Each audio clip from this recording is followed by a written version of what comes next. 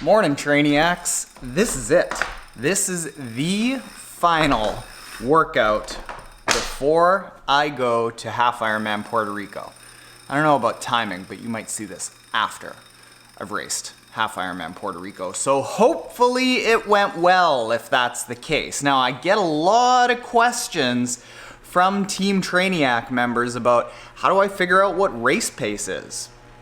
I'll explain today, specifically figuring out your run race pace. So before we get into the montage that is so inspiring and just dramatic AF, check out what I've got lined up here to knock down this morning.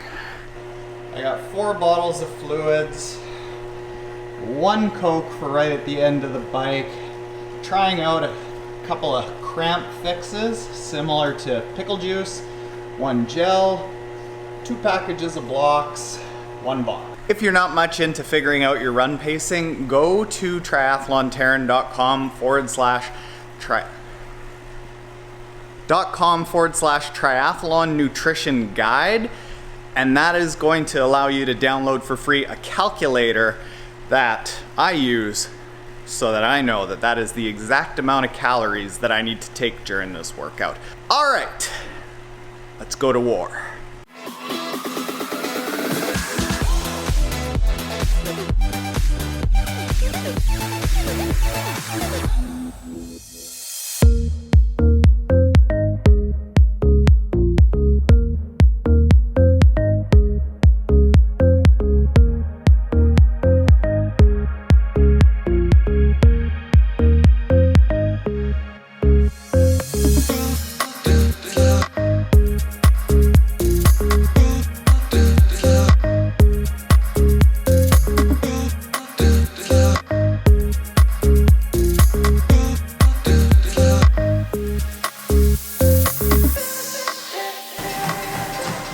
Oh man, super duper encouraged by that workout, Trainiacs. I think I owe it to the mom jean bib shorts. Those look good, right? In the effort of saving you from making these videos super long, I'm posting these workouts on Instagram. Go follow me there. I haven't had a workout like that went that well and was that tough since Half Ironman Worlds. Prep to that. We are rolling. All right, let me do the usual. Pretty myself up and we'll pick this back up in a few seconds. Pumped, Trainiacs. Race go up, I know you want to. All right, Trainiacs, let's talk about how in your training you can figure out what your run pace should be for your race. Now, if you've already done a race, great, you should have a decent idea of kind of a range. In that case, I would skip forward a little bit to when I start talking about how to actually really start dialing in your training. You want to come up too, I know. Come on, bud. Now, I know what you're looking for is a hard and fast rule of, all right, let's say I go do a 5K race. What is the percentage of that 5K running race pace that I should do for a sprint, an Olympic, a half Ironman, an Ironman? There is no rule for that, and I'll explain why. I tried to come up with a guideline for that, but you're gonna see why there is no real rule.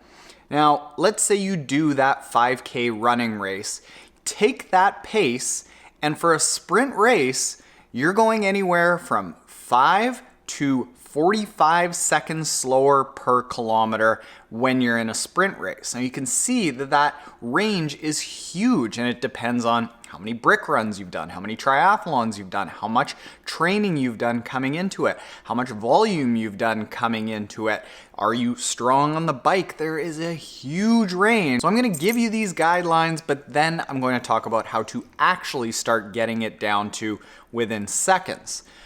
For an Olympic, somewhere in between 10 and 50 seconds slower per kilometer than that 5K running race. 70.3, somewhere in between 15 and 70 seconds slower per kilometer than that 5K running race. An Ironman, anywhere in between 40 and 1 minute 45 slower per running race. And I've come up with that based off of my experience, based off the experience that I see other trainiacs going through, all the way up to what what, say, Lucy Charles does, because we can look at what pro athletes do for a 5K race versus what they do for a half Ironman and an Ironman. What starts getting a little bit more useful is when you say, all right, how much of a perceived exertion on a scale of 0 to 10 should you go for each race? For a sprint, somewhere around a 9 out of 10. An Olympic, probably somewhere around an 8 out of 10. Half Ironman, about a 6, more like a 7. Full Ironman, about a 5 or 6. But everyone wants to know a number. What is the number that I need to get? And I'm sorry to break it to you, the only way to figure that out, training, training, more training. And here's how you do it. You do 2 different types of workouts in the training leading up to your race.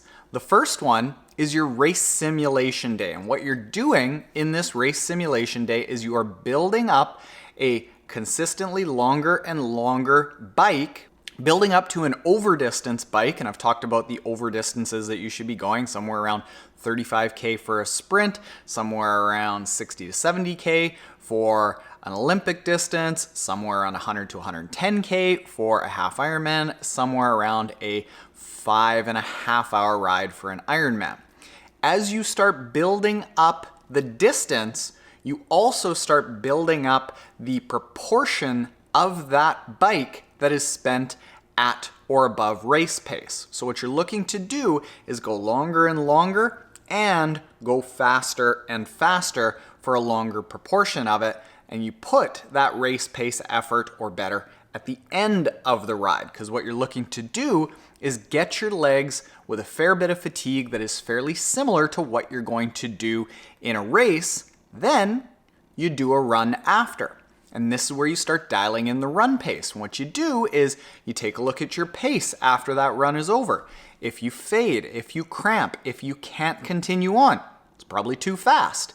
If you come back and you're like, well, that was maybe just like a 5 out of 10 kind of difficulty, maybe you can go a little bit harder the next time. And what you do is you keep doing these workouts and you keep getting closer and closer and closer to what a good pace is. The second type of workout that you should do is a long run simulation day. And what you're doing again is building up that long run, longer and longer. And I'll link to a video at the end where I'll explain how long that long run should be. But what you do with that long run is you make the end of that long run, starting with about 10% of the end of the long run, all the way to about 60% at the end of the long run, a little bit faster than the pace that you think you want to go in the race. And what's going to happen is as you get a bigger and bigger proportion of that long run slightly above your race pace, you're going to find if you can sustain that to the end of the long run.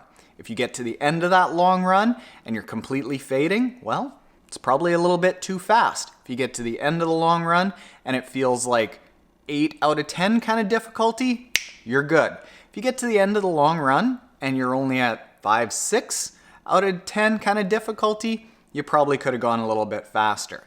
And it's through these workouts and only through these workouts that we can really start dialing in what our target race pace should be. So I'm going to end it right there because we could go on and on about how we can take that pace and match it up to some heart rate variables and some heart rate caps and maybe even using running power, but that starts getting a little bit too complicated. What we're looking to do is just kind of get you in a ballpark of how fast you should go on your race. And this is going to be really close to what you end up doing as long as you do things properly in the build-up, in the taper, and on race day. So with all that said, if you aren't already subscribed, hit the subscribe button below. If you are subscribed and you want to see how long to make those long runs, take a look at this video up here where I talk about how long those long runs should be, and then down here, how long the bikes should be. You guys just have the life. All right, later, Trainiacs.